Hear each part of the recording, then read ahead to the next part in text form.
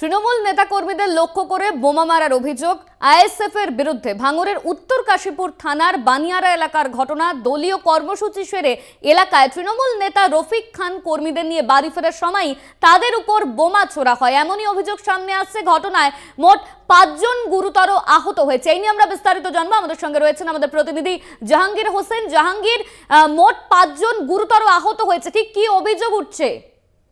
দেখো, সরাসরি অভিযোগ আইএসএফ বিরুদ্ধে তোলা হচ্ছে। কাল যখন রাতেরবেলা ভোট প্রচার সেরে বাড়ির দিকে ফিরছিলেন তৃণমূল নেতা সহ আরো বেশ কয়েকজন, এই সময় আচমকা আইএসএফ বেশ কয়েকজন দুষ্কৃতী তাদের উপর বোমা নিক্ষেপ করে। আর এই বোমার আঘাতে আহত হয় 4 জন শিশু, 4 জন সহ আরো একজন শিশু।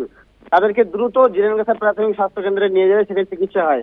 তাদের অবস্থার অবনতি হয়, তাদেরকে রাতেই কিন্তু পিজিতে রেফার করা হয়। খবর পাওয়ার সাথে সাথেই ঘটনাস্থলে পৌঁছায় উত্তর কাশীপুর থানার বিশাল পুলিশ। তারপরেই আহত ব্যক্তিদের দেখতে ঘটনাস্থল জিনেনগাছাতে এসে পৌঁছায় বিধায়ক শওকত মোল্লা। কিছুক্ষণ এখানে ট্রিটমেন্ট করার পরেই কিন্তু তাদেরকে রেফার করা পিজিতে। এই ঘটনার পরেই কিন্তু ক্যানিংপুর বিধায়ক শওকত মোল্লা তিনি বিধায়ক নওশাদ সিদ্দিকীর দিকে আঙুল তুলেছেন। সরাসরি কালকে নওশাদ সিদ্দিকীর এখানে একটি কর্মসূচি ছিল, সেই কর্মসূচিতে এসে উস্কানি দিয়েছে। উস্কানি দেওয়ার ফলেই কিন্তু এই সমস্ত ঘটনা ঘটেছে বলে দাবি করছেন শওকত মোল্লা।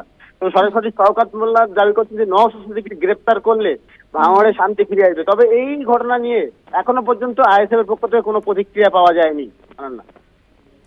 ধন্যবাদ তোমায় জাহাঙ্গীর। আমাদের সঙ্গে ছিলেন আমাদের প্রতিনিধি জাহাঙ্গীর হোসেন। আইএসএফ বিধায়ক নওশাদ সিদ্দিকী তিনি ঠিক কি বলেছেন শোনাবো আপনাদের।